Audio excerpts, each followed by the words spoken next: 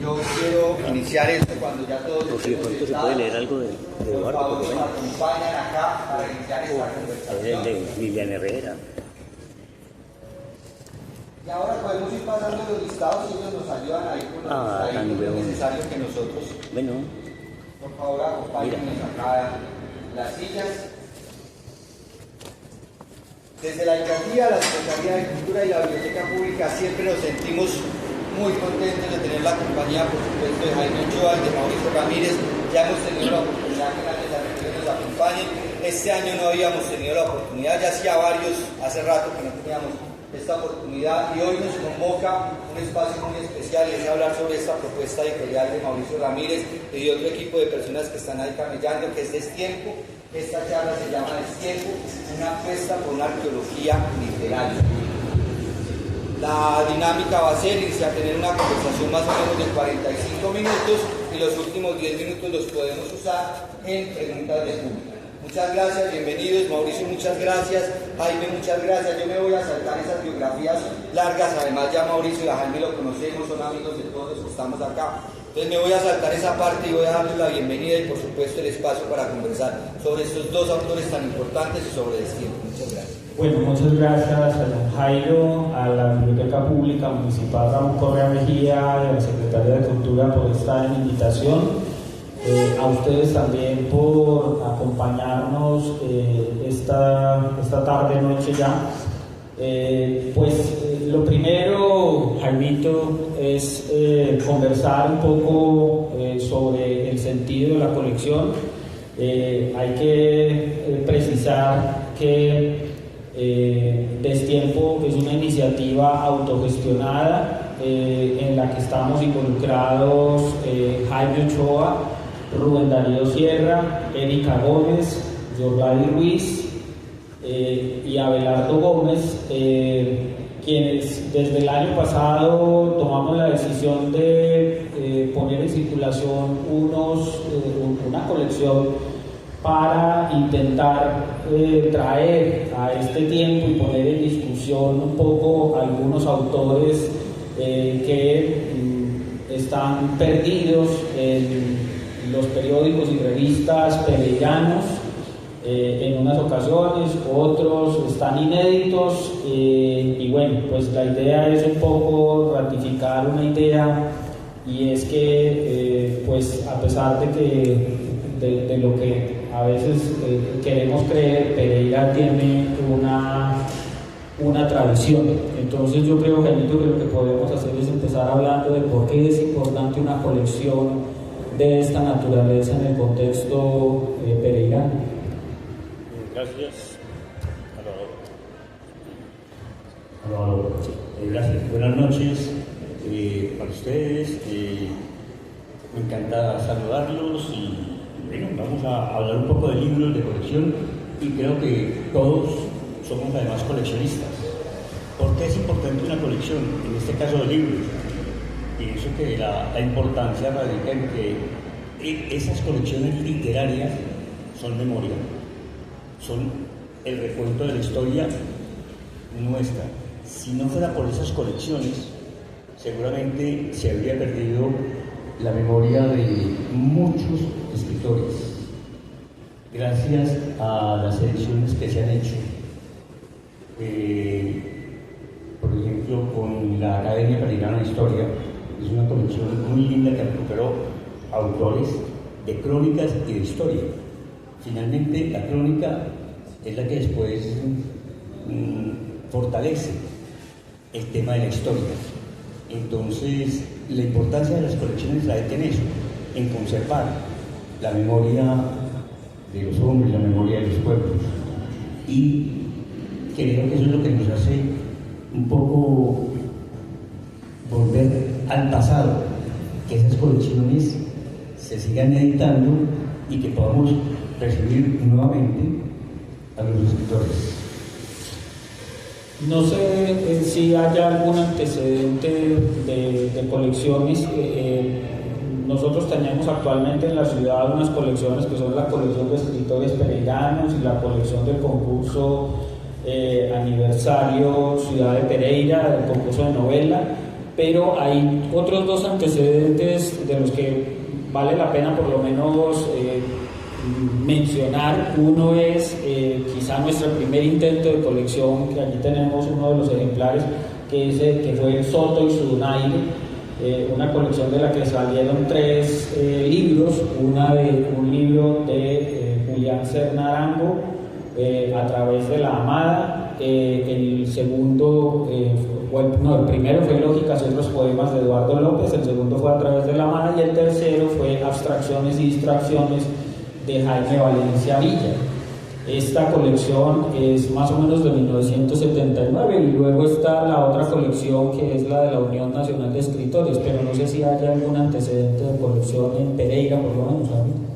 Colecciones, a ver, no, realmente las ediciones que se hicieron como colección, podríamos decir que empezaron en Pereira en los años 80, que además con estas colecciones también se inició la colección de escritores pereiranos, que la hacía en ese momento el Instituto de Cultura de Pereira, y que tuvo una muy acertada dirección de Julián Serna Arango, y con eso se promovió una cantidad de autores, se promovieron muchos libros, se hizo una actividad cultural muy interesante, y eso permitió que luego el departamento creara su propia colección de escritores. O sea que esas dos colecciones son también esas dos primeras creo que dan importancia a estas dos, que le dan fuerza a todas las colecciones posteriores. Sí, además porque las colecciones tienen una importancia, y es que sirven como puerta de entrada a lo que se publica en una ciudad o incluso en un país. En Colombia pues hay una colección famosísima, bueno, la Biblioteca Aldeana de los años 30, en los años 70 la Biblioteca Básica Colombiana, que fue grandiosa, y hay otros intentos de colecciones también que son muy importantes. Mencionar esto es clave alrededor de una colección como Destiempo, pues que están haciendo. Realmente llevamos apenas 2 entregas de Destiempo, pero la pretensión con esta colección no es otra, sino, como ya lo decíamos, poner en discusión algunos autores que estaban olvidados en la memoria de los pereiranos, y pues que esta colección, o sea, nosotros no tenemos la intención de crear un canon, eso es muy importante mencionarlo, no pretendemos decir que estos son los autores más importantes, ni tampoco estamos trabajando sobre la idea de que todo tiempo pasado fue mejor. Lo que estamos tratando es de encender unos faros, algunas bombillas en el pasado, para tratar de verlo un poco más claro, Jaimito, porque pues tú que has coleccionado libros también sabes que tenemos una gran cantidad de libros, pero que hay una cantidad de obras que están dispersas en periódicos y revistas. Sí, hay un antecedente que es bien importante y que llegamos tarde a nuestra región, que es la Biblioteca de Autores Caldenses. Esa Biblioteca de Autores Caldenses nace en los años 30 y además hubo un editor, tal vez el mejor editor de libros, uno de los grandes editores de libros de Colombia, don Arturo Zapata, de Manizales. O sea que Manizales tuvo 2 grandes colecciones, y en esas colecciones desafortunadamente autores de Pereira, de Risaralda, muy poquiticos. Yo recuerdo en este momento a Lisímago Salazar, Luis Carlos González, Nelly Upegui. Nelly Upegui, sí, son muy poquiticos los nuestros. Y después podríamos hablar de una colección importante, es la de autores quindianos, que también es una colección que ha dado a conocer muchos de los autores de vieja data, pero también se ha renovado con los autores modernos y también con los contemporáneos. Entonces todas estas colecciones ayudan a conformar todo ese panorama, a integrar el panorama de los escritores nuestros y todo el pensamiento regional. La Academia Pereirana de Historia hizo un intento de colección muy importante, Jaimito lo mencionaba también al comienzo, y es la colección de clásicos pereiranos. Esto fue alrededor del año 2000, y ahí quizá podemos aprovechar y empezar a hablar de la primera entrega de Destiempo que sucedió el año pasado, alrededor del mes de finales de octubre, comienzos de noviembre, y es Ricardo Sánchez. Pero sería bueno hablar un poco también de ese intento que hizo la Academia de Historia de recuperar algunos textos que hoy se han vuelto incluso fuentes obligatorias en el estudio de la historia de Pereira. Sí, Mauricio, la colección Clásicos Pereiranos, el volumen número 2 que se publicó fue Pereira, y es 1875-1935, un libro de crónicas. Pero si uno lo lee como esta crónica, realmente aquí está resumida mucha de la importancia de la historia de nuestra ciudad. Es decir, los datos para los historiadores fueron tomados de los cronistas. Entre ellos, un hombre muy destacado, un hombre fabuloso, murió de 58 años, víctima de lo que dice un médico infame. No todos los médicos, doctores. No todos. Pero un médico se le ocurrió que don Ricardo Sánchez Arenas tenía Lepra. Tenía lepra, y por eso lo condenaron a una cantidad de años en Agua de Dios. Que además vale la pena notar algo. Creo que la estancia de este señor, de don Ricardo Sánchez Arenas, en Agua de Dios, donde conoció y fue muy amigo de don Luis A. Calvo, el gran compositor santandereano, que además le puso música al himno de Pereira. ¿Cómo hizo este señor para conocer la letra del himno? Yo creo, y es mi hipótesis, que fue a través de don Ricardo. Ellos fueron muy amigos y publicó un texto amorosísimo, muy bello, sobre Luis A. Calvo en la colección a Destiempo. Entonces, creo que cuando se hacen crónicas, se está fomentando la verdadera historia de las ciudades. Destiempo nace con Ricardo Sánchez porque finalmente uno de los géneros fundamentales y predominantes en la literatura en Pereira en los primeros 50 años fue la crónica. Y dentro de esos cronistas, pues Ricardo Sánchez descolló, además que tenía un método que fue el que le permitió construir el libro del que nos estaba hablando Jaime, que es el de Pereira, y es que Ricardo Sánchez en la década del 30, 40, él se sentaba a hablar con los viejos, y los viejos de entonces pues eran los viejos que habían vivido la fundación y posterior a los años posteriores a la fundación, y con eso él fue reconstruyendo la historia. Entonces por ejemplo en los periódicos, en el diario y en muchos periódicos era usual que Ricardo Sánchez escribiera hablando de cómo eran las Semanas Santas a finales del siglo XIX, y que él hiciera constantemente remembranzas. La mayoría de esas crónicas le permitieron crear este libro Pereira, pero también hubo otras crónicas que son las que se recogen en Destiempo, en la primera entrega. Algunas de las crónicas, porque todavía quedan crónicas sin recuperar, es decir, que no se pudieron incluir en este volumen por temas de espacio, pero también porque uno se puede meter en otras publicaciones. Digamos que aquí fue fundamentalmente lo que Ricardo Sánchez publicó en el diario, el periódico El Diario de Pereira, que circuló entre 1929 y 1986.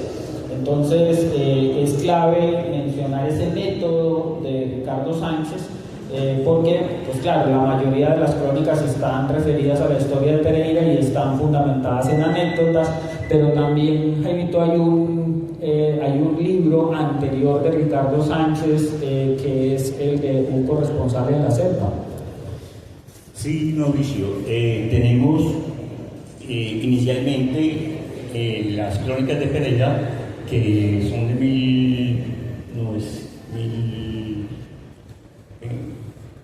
1935, reeditadas en la Academia Pereirana de Historia en el año 2001, y luego don Ricardo Sánchez Arenas, comerciante, hizo muchos viajes, era un hombre que hacía amigos en toda parte, y fue nombrado por el periódico El Tiempo su corresponsal en la guerra o en el conflicto colombo-peruano, y sus crónicas se publicaron en El Tiempo. Luego, a través de un trabajo muy juicioso y una colección que vale la pena destacar, que es la colección de escritores pereiranos, pero de autores fallecidos. Allí se han recuperado algunos libros, y qué bueno hacer como esta salvedad para que en las convocatorias que realiza la Secretaría de Cultura, el Instituto de Cultura, vuelvan a editarse los libros de autores fallecidos, porque aquí se recupera una parte muy importante, porque hay mucha gente que ha fallecido, que ha dejado obra, pero que no está publicada. Entonces, qué bueno, y que esto fuera como se planteó inicialmente, sin pagos, es decir, que la gente, las familias presenten el libro, se publiquen, y que el premio sea la edición, porque hemos visto más o menos que cuando hay plata de por medio, los herederos ponen problemas, que cuánto hay, que por qué este libro, que quién dijo, que quién autorizó. Entonces, cuando no hay plata, se pueden hacer muchas cosas. Es curioso, en este caso se hace más cuando no hay plata. Bueno, este libro es lindísimo. Narra unas historias preciosas, porque él era un cronista con muy buen humor. Entonces, toda la producción de don Ricardo Sánchez Arenas se reduce a 3 libros publicados, estos 2 más el primero de la Revolución del Estilo. Entonces ahí ya empezamos a conocer a un cronista que nos deja unas historias muy interesantes, y que además recomendado para leer, porque es muy divertido, pero además deja sensaciones muy bonitas, es muy agradable, es jocoso, pero es profundo en cada tema. Bueno, ya Jaime habló de la muerte de Ricardo Sánchez. Ricardo Sánchez muere en 1946. Hay que decir que cuando Ricardo Sánchez falleció, la ciudad se conmocionó, porque era un personaje reconocido en la ciudad, y tan reconocido era que estas crónicas que él envió para El Tiempo y para el diario el Putumayo, el Amazonas, el Caquetá, también se deben a que Ricardo Sánchez fue comisionado en ese momento para recoger las ayudas que el departamento de Caldas envió a las tropas que estaban defendiendo pues, los límites en Colombia. El gobierno lo que hizo fue alentar a que los departamentos entregaran ayudas para las tropas, y Ricardo Sánchez fue la persona comisionada en esta región para recoger esas ayudas, y por esa razón termina pues en ese territorio, y termina enviando estos materiales que son muy interesantes, porque no son propiamente crónicas sobre el desarrollo del conflicto colombo-peruano, sino sobre lo que pasaba en la retaguardia, y eso significa pues asomarse a la cotidianidad de unos pueblos que estaban recién fundados, porque estaba recién fundado Florencia y estaba recién fundado un montón de pueblos, porque hacía parte de todo ese proceso de colonización del sur de Colombia. Entonces eso es muy importante. En destiempo lo que se hizo fue dividir el material recuperado en 2. Uno está referido a crónicas de historia de Pereira, entre esas hay una muy interesante y muy cómica, que es Pereiranos en Europa, en la que Ricardo Sánchez cuenta cómo hacia 1927 un grupo de pereiranos que tenían dinero se fue para Europa y vinieron aquí a contar una historia que era absolutamente contraria a la que realmente había ocurrido, y hay un momento en que otro de los que había viajado los desmintió. Entonces Ricardo Sánchez, con su buen humor, como lo mencionaba Jaime, pues termina mostrando un poco la montañerada de estos primeros viajeros pereiranos a Europa. Es muy interesante por el choque cultural, pero está la otra parte de la que hablaba Jaime, que es todo el periodo en Agua de Dios. Él escribe algunas crónicas ahí desde Agua de Dios, y algunas crónicas referidas, por ejemplo, a su amistad con Ricardo Rendón y a algunos temas cotidianos como las vespertinas y demás, ¿no? Sí, todas estas crónicas son muy bellas, porque además son narradas con una picardía. Lo de la Semana Santa en Pereira es una narración espectacular. Maten a la Negra, bueno, hay una serie de crónicas que además, insisto, qué pena, son historia. Aquí se habla del suicidio de Gordillo, del fusilamiento de un señor López. Entonces son una cantidad de cosas que realmente forman lo que es la historia de la ciudad. Bueno, recordaba cuando se hablaba de una crónica de don Ricardo Sánchez, una crónica de un hombre muy interesante, que tenemos muy olvidado en Pereira: folclorólogo, abogado, alcalde de Pereira, alcalde de Armenia, fundador de la Universidad del Quindío, más quindiano que pereirano, pero quiso muchísimo Pereira, Euclides Jaramillo Arango, un cronista también delicioso.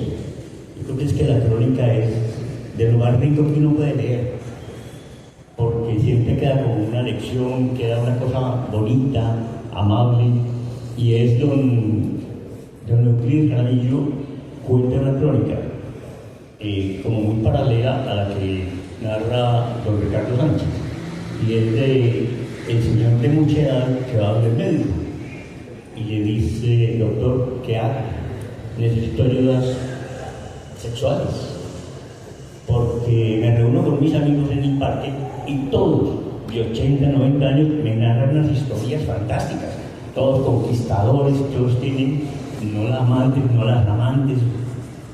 Aquí lo mismo, eso no es problema, écheles también sus mentiritas. Entonces eso es lo que despierta una crónica bonita, bien hecha, una sonrisa como la que percibió aquí en algunos personajes.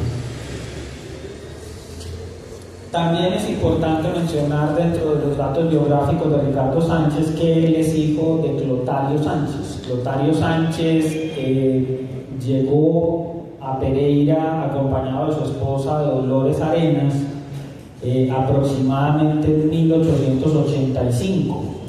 Ellos, todo indica que venían huyendo un poco de toda esa violencia política desatada por las guerras civiles del siglo XIX, y lo sorprendente es que don Clotario llega con un montón de libros, no sabemos cuántos exactamente, llega un montón de libros a lomo de mula, y decide en esta ciudad abrir una biblioteca de alquiler.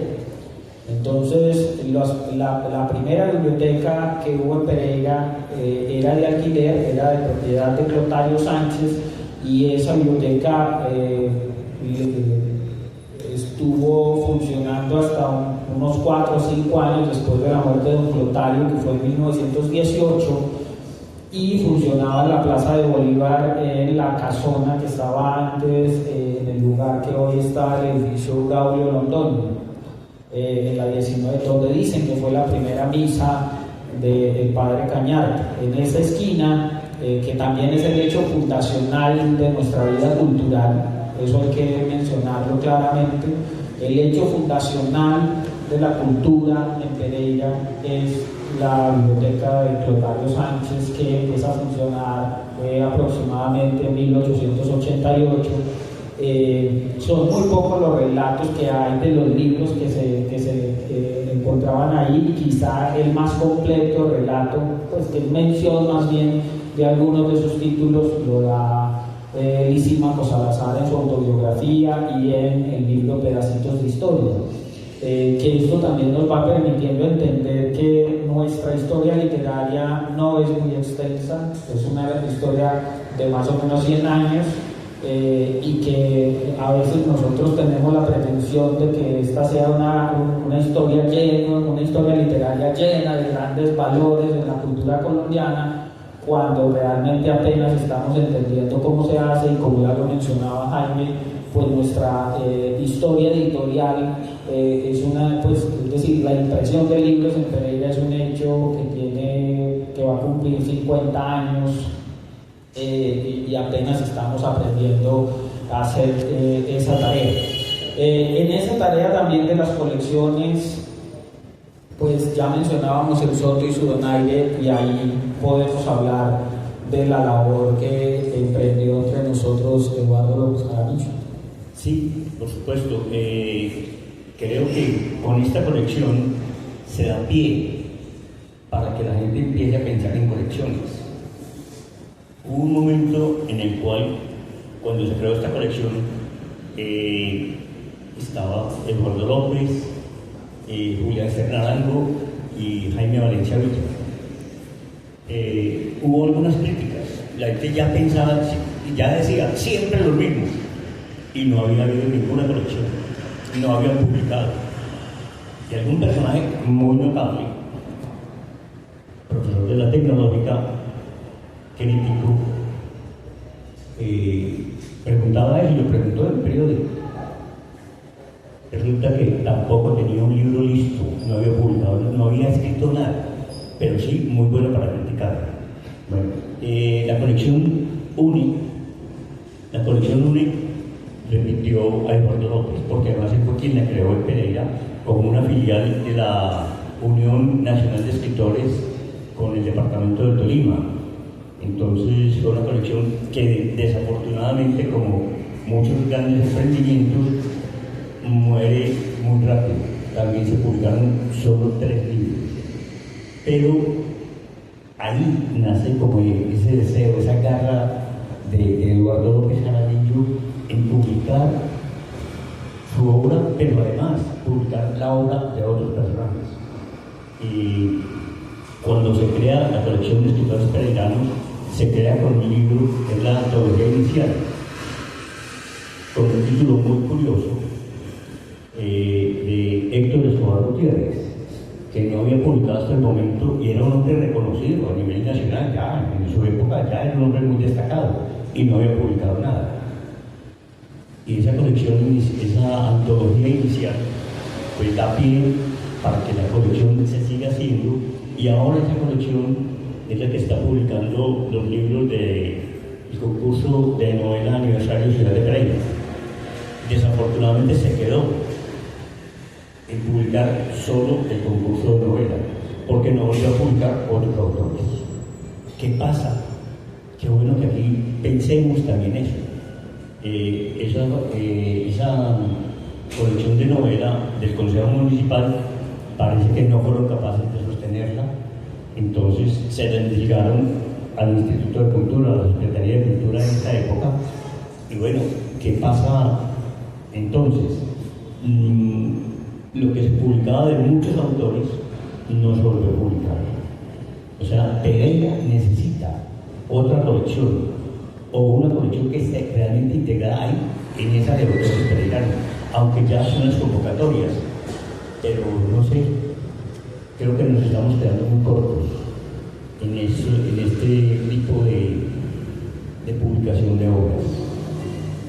Bueno, lo que percibimos ahí de todas formas es el impulso de un gran personaje. Eduardo López motivó desde las aulas de clase, motivó desde el espacio de amigos del arte, desde el Colegio INEM, desde la Universidad Tecnológica, de la Universidad Católica, la publicación de revistas. y de libros, pero además fue un gestor cultural. Nos trajo una cantidad de personajes en la música.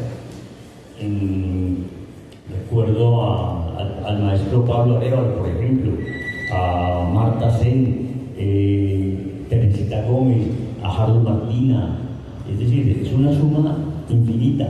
Recuerdo a un pianista chino en el Teatro de Bocamillar, un hombre que además brincaba en el escenario, tocando el piano, una cosa absolutamente emotiva, pero un hombre extraordinario.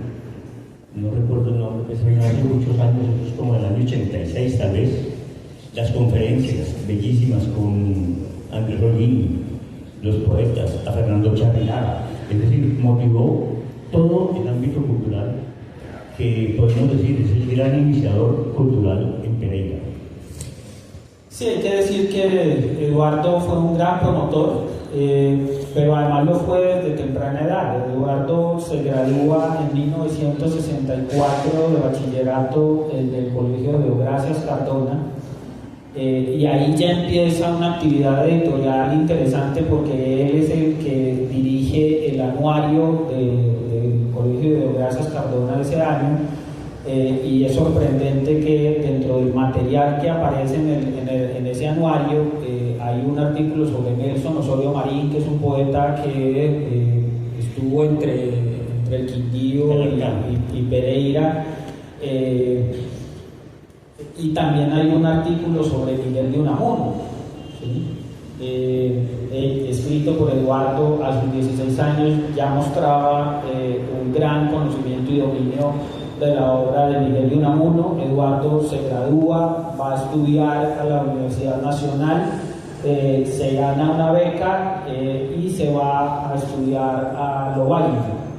Él llega a Lovaina aproximadamente en 1966 y allá permanece, allá tiene el chance de conocer, por ejemplo, la obra del Marqués de Sade y poderla leer con un permiso especial en la biblioteca de Lovaina. Y hay un detalle que también tiene que ver precisamente con esta segunda entrega de Destiempo, y es que Eduardo ya había empezado a enviar colaboraciones a la revista Siglo XX en Manizales, que dirigía José Chalaca, y ahí empieza a publicar algunas traducciones y a motivar incluso la publicación de algunas personas que él fue conociendo en su periplo europeo. Él llega nuevamente a Pereira en 1968 y de aquí sale para Estados Unidos a asistir a unos cursos con Octavio Paz en la Universidad de Chicago, y regresa en 1972-73 y entra como profesor de idiomas inicialmente en el Colegio INEM Felipe Pérez, que estaba recién creado. Y posteriormente empieza también toda su carrera en la Sociedad de Amigos del Arte, apoyando primero como secretario y luego como presidente, y ahí empiezan unas ejecutorias que son las que llevan a la publicación de esa colección El Soto y su Donaire. Pero todo esto rápidamente es también para mencionar algo, Benito, y es que en 1977, 2 años después de su creación, en el diario La Tarde empezó a publicar un suplemento que se llamaba Lecturas Sabatinas. Era el suplemento literario de La Tarde, y ese suplemento lo dirigía Eduardo. Sí, además de ese suplemento que funcionó muy bien, en La Tarde publicaba ensayos de mucha gente, no solo de la ciudad, sino del país, y personajes pues muy reconocidos. También dirigió un suplemento que llamó A Pleno Sol, que era el título de un cuento de Cavaco, y tuvo 23 ediciones, creo, además impecables, son bellísimas.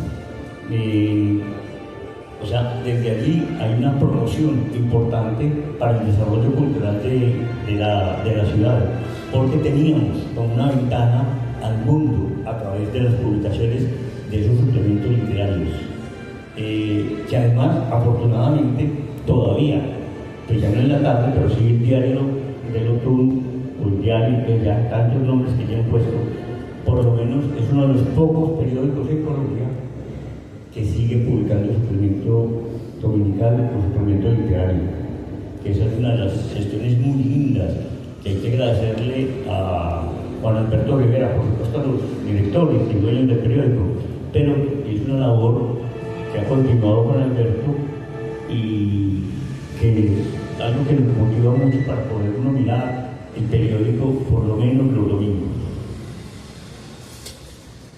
Generalmente se cree que cuando una persona traduce autores que no son del uso común en una sociedad, lo hace por pretensión y un poco por fanfarronería. En el caso de Eduardo, así se leyó inicialmente su labor como traductor, pero hay un aspecto en el que no se ha reparado mucho a la hora de revisar su labor, y es que Eduardo lo que hizo toda su vida en Pereira fue tratar de introducir en la ciudad nuevos referentes culturales, ¿sí? Y un poco era pues, hablar de otros autores y de otras músicas, y mostrar otras músicas y mostrar otras tendencias del arte muy diferentes a las que estábamos acostumbrados aquí, ¿sí? Que no era necesariamente un ejercicio de desdén de lo que había, sino mostrar que lo que había no era lo único que podíamos tener, sino que había otras posibilidades, y a eso se aplicó Eduardo. Y además hay que entender también que su ejercicio de traductor era un ejercicio creativo, era una extensión de su ejercicio creativo, y pues lo que él hacía era pues un poco practicar su idioma, leer unos autores, entender esos autores que tenían, y pues de ahí nacía la voluntad de trasladarlos a una lengua. Por eso pues nosotros pusimos aquí traducciones. Creo que él nos hubiera dicho que no son traducciones sino versiones, pero más allá de esos formalismos, pues lo que es muy importante también y que quisimos hacer con esta colección fue traer a esta época un poco esa retrospectiva ya en un libro de muchos textos que circularon entre los años 70 y los años 90 en Pereira, con poemas de Guillermo Poliner, de Ezra Pound, de Constantin Cavafis, de Jacques Prévert y de Henri Michaud, que son autores que no han sido muy habituales entre nosotros. Y eso yo creo que es lo primero que hay que dejar claro. Ahora, con esta segunda entrega también lo que pretendimos con la colección fue un poco decir, no estamos solamente en el pasado, en la época de don Ricardo Sánchez, sino que también estamos en esta época, porque en esta época todavía hay unos autores que están inéditos, y un poco es claro el guiño de la colección, y es que Destiempo lo que implica es decir que estamos publicando unos autores que están publicándose a destiempo, y hay unos libros que se están publicando a destiempo porque, bueno, por distintas razones. Entonces eso es muy importante. Jaime, por ejemplo, tuvo el chance de estar muy cerca de todo el proceso de traducción y de publicación del libro de poemas canónicos de Constantin Cavafis, que además le mereció a Eduardo un gran prestigio como traductor en Colombia. Sí, en esa época trabajamos en el Colegio INEM, y Eduardo ya venía picado, con muchos deseos de traducir a Cavafis, y logró algunas ediciones en francés, en inglés. Por supuesto tenía edición en griego, que es la que le permitió construir el verso a verso de cómo estaba conformado cada verso en la obra de Cavafis para poder hacer su versión. Entonces hubo un momento en que en París se publicó un libro de Marguerite Yourcenar.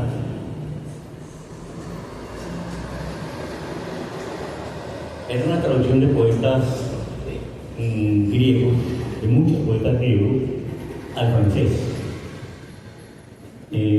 Un exalumno mío vivía en París, venía para Pereira y le encargué el libro. Y sí, realmente me trajo el libro y me dijo, sí, si es para usted, se lo regalo.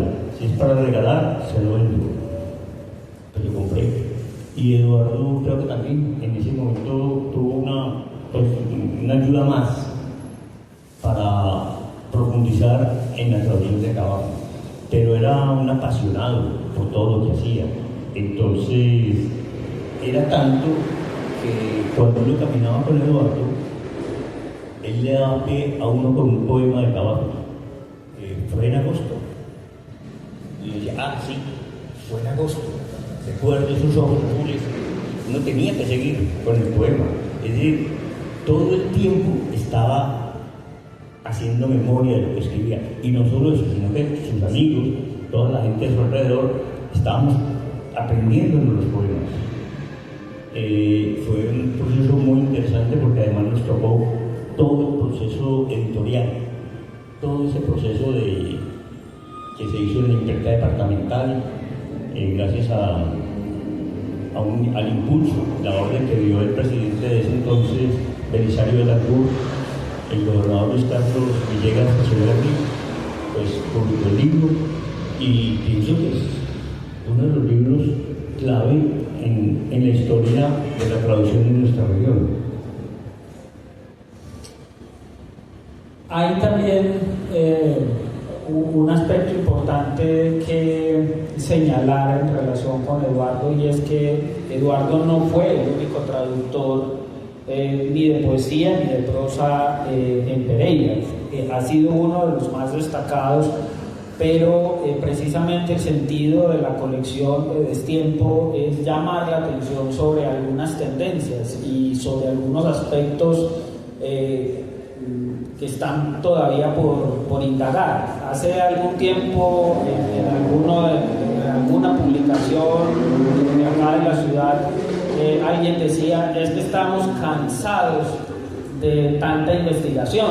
Y uno dice, pero ¿de cuál tanta si no sabemos absolutamente nada sobre nuestro ámbito cultural?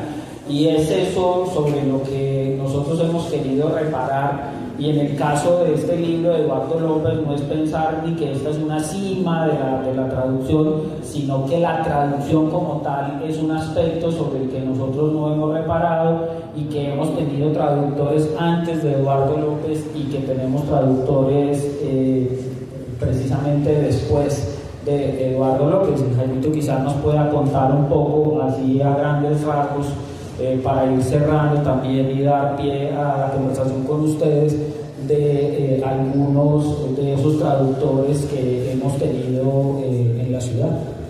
Sí, aunque parezca mentira y casi absurdo, hay una cantidad impresionante de poetas pereiranos que han sido traductores. Fernando Hernández Vélez, es un hombre extraordinario, vive en Estados Unidos y ha publicado muchas traducciones de poetas de él, por ejemplo, y son ediciones impecables. Miguel Álvarez de los Ríos, en el prólogo que hace Mauricio también hay una lista grande. Yo hice una listica más o menos, pero pues resultaría engorroso porque hay tantos traductores en esta ciudad que resulta uno asombrado. Es muchísimo. Y hay un capítulo más, no solo de los traductores pereiranos, sino de los pereiranos que han sido traducidos. Esta semana leía de una chica pereirana, Mariana Osa Zapata. Publicó su primer libro en Ecuador y ha sido invitada a Estados Unidos, a muchos países, a México, Argentina, bueno, y ya ha sido traducida al idioma vietnamita. No conozco siquiera cómo se escribe ese idioma, pero bueno, fantástico. Y no solo ella a ese idioma, sino está traducida como a 6, 7 idiomas. Entonces, eso es muy emocionante realmente, saber que hay tanta gente nuestra que son traductores, que han dejado la obra publicada, pero que además muchos de nuestros poetas han sido traducidos. Y eso es una cosa, una labor encomiable, que vale la pena también ir destacando dentro de las letras jóvenes del Pereira actual. Sí, por ejemplo, actualmente tenemos la tarea que hizo Gustavo Acosta traduciendo a William Carlos Williams. Tenemos a César David Salazar, que a través del sello editorial Ataraxia ha hecho traducciones de Jonathan Swift y de Melville. También lo que ha hecho Alfredo Abad en filosofía, lo mismo que Liliana Herrera. Es decir, hay una cantidad de personas que han mostrado también un despliegue intelectual en ese sentido, y eso es lo que se ha pretendido también con esta colección. Es decir, cada libro lo que busca es instalar unas preguntas y quizá también invitar a investigadores que en el futuro se puedan interesar por esta tarea y por las obras de estos autores, porque pues la publicación de estos libros, hay que decirlo, son tirajes pequeños, son tirajes de 200 ejemplares. No tiene una pretensión de inventarse la historia de la literatura en Pereira, sino aportar elementos nuevos para que sigamos entendiendo. Y precisamente, y ya para terminar, queremos contarles un poco qué viene para esta colección. Tenemos la tercera entrega ya a punto de entrar a imprenta. Va a estar dedicada a un personaje que se llamaba Eduardo Martínez Villegas. Don Eduardo Martínez Villegas, no sabemos exactamente dónde nació. En la catedral no hay registros de su acta de nacimiento, pero Eduardo Martínez Villegas murió en Pereira el 10 de mayo de 1929. Fue uno de los escritores más importantes que tuvo, junto con Julio Cano, de Pereira desde finales de la década del 10 y toda la década del 20. Y tampoco era un desconocido, era un hombre que participaba activamente de la vida de la ciudad y colaboraba asiduamente en periódicos y revistas, no solamente locales sino nacionales. Él publicaba en Cromos, en El Gráfico, alcanzó a publicar en la revista Universidad que dirigía Germán Arciniegas, y era, por ejemplo, gran amigo de Luis Eduardo Nieto Caballero. Don Eduardo Martínez Villegas se murió a los 38 años de un infarto y nunca dejó libro publicado. La pretensión que tenemos en esta ocasión es hacerle un homenaje recuperando algunos textos críticos que publicó en Pereira y en Bogotá, reseñando libros de escritores pereiranos. Es quizá el primero de nuestros escritores que dedicó páginas a los coterráneos, y pues lo que pretendemos es ponerlo también, traerlo a esta época y ponerlo un poco en conocimiento y en discusión de todos nosotros. También tenemos pensado trabajar, aquí está Rafael Alarcón, tenemos pensado trabajar a Sixto Mejía, pero también hay dos personajes más cercanos a nosotros, como Humberto Bustamante, que fue un gran pedagogo, el rector del Colegio Rafael Uribe, también dejó un libro inédito, la idea es dar una muestra, y Benjamín Saldarriaga González, que fue un personaje muy importante también en nuestra vida cultural y que lamentablemente falleció en 2008 sin haber dejado libro publicado, a pesar de que dejó unas páginas que merecen todo el reconocimiento por parte nuestra. Así que esto es lo que pretendemos con Destiempo. Vamos a llegar hasta donde sea posible, y bueno, no sé si Jaime quiera anotar algo antes de abrir la posibilidad de la conversación. No, creo que ha sido suficiente, y lo que me interesa muchísimo es la participación de ustedes. Qué bueno estar al lado de allá. Por favor, doctor Alarcón Velandia.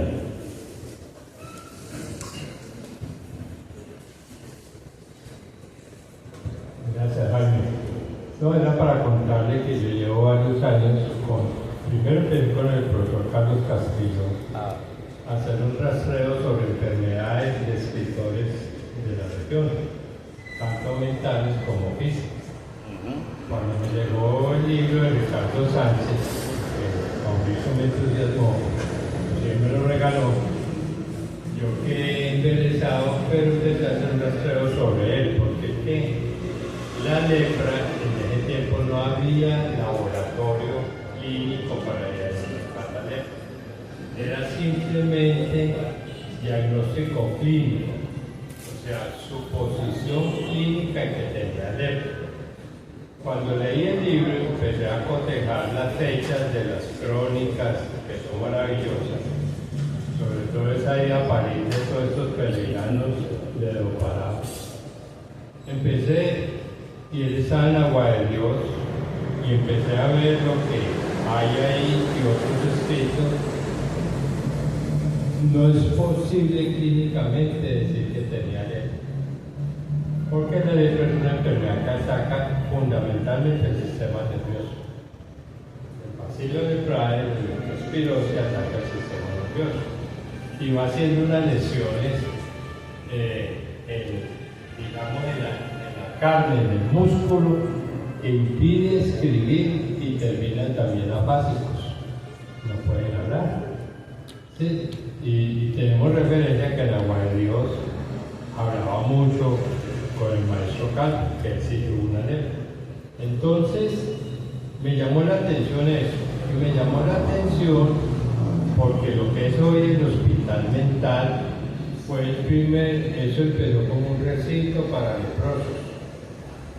El hospital mental que tenemos aquí en la Villa Olímpica, eso fue una casona para leprosos. ¿Por qué? Porque llegó una familia de leprosos de Zipaquirá y de otro pueblito que me estoy tratando de acordar, cercano a Bogotá, que venían, eran línea genética de la familia alemana que trajo la lepra aquí a Colombia.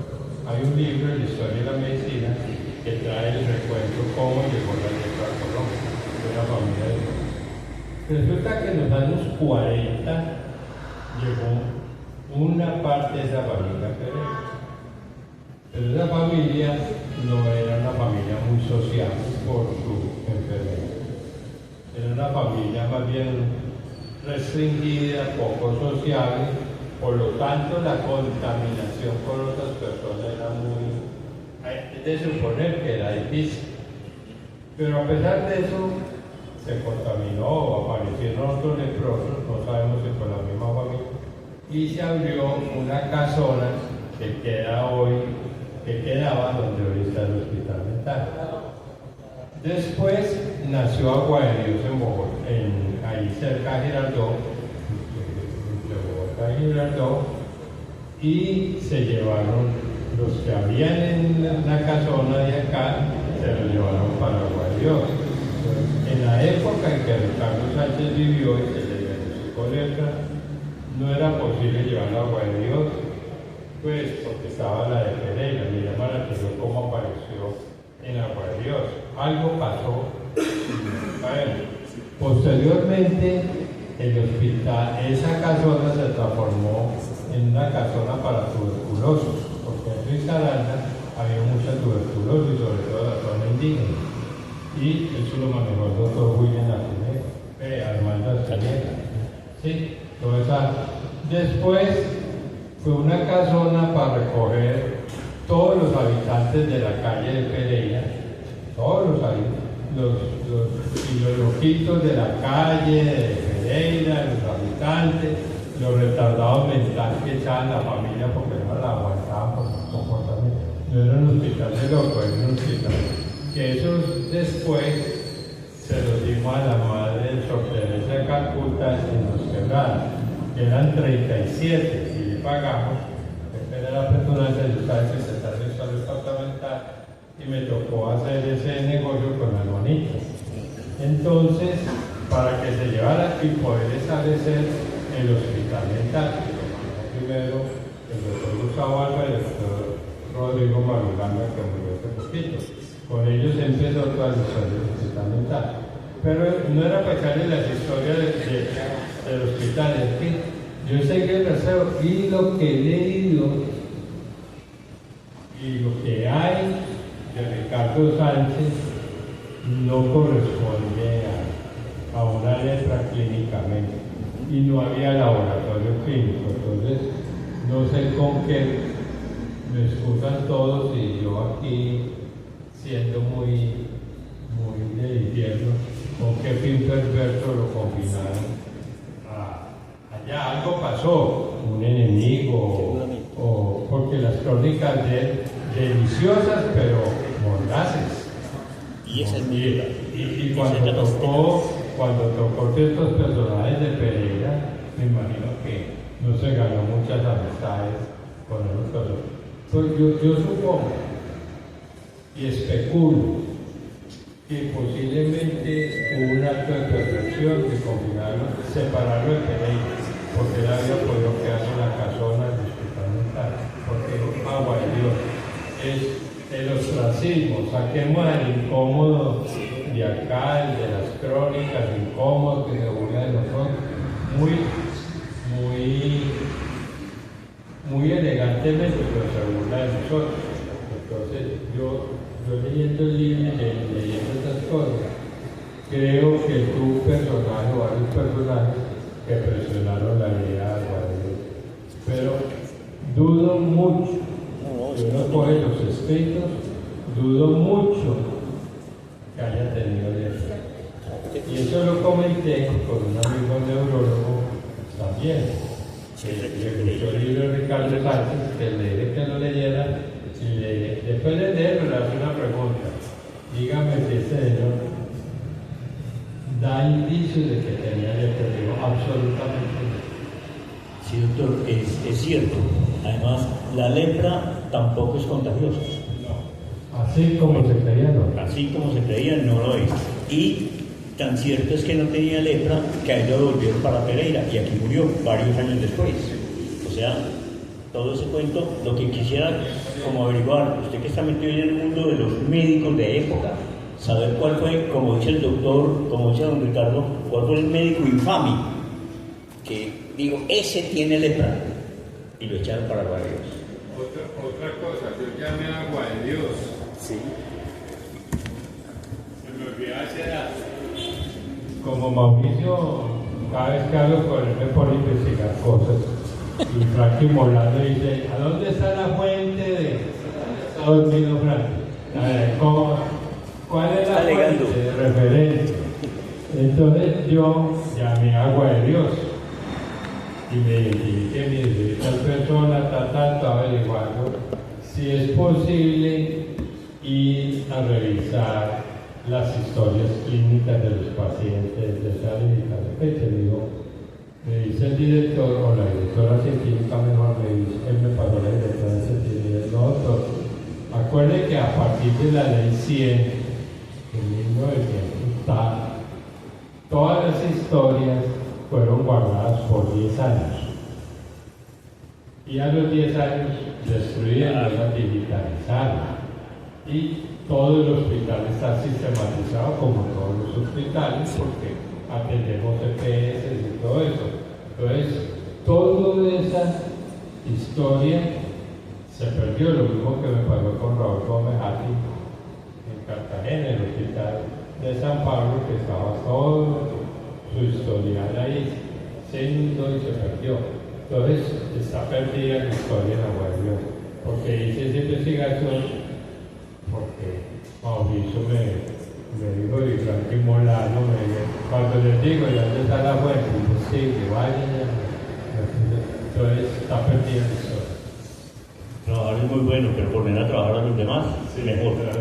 Bueno, por favor, alguien... No, creo que ya tenemos. Sí. Bueno, Luis Elías.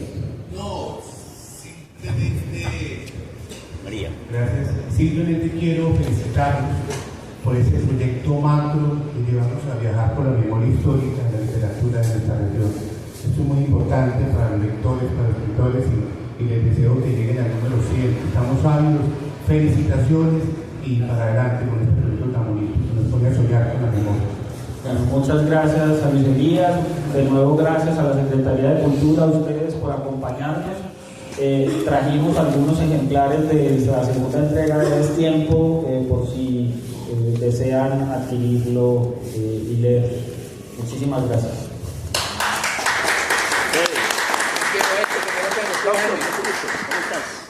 Me guardó el profesor mío y faltándolo y me faltó En la librería Centro Cultural, es que este es el... la muestra. Sí, pero en la librería Centro Cultural no encuentro. Música.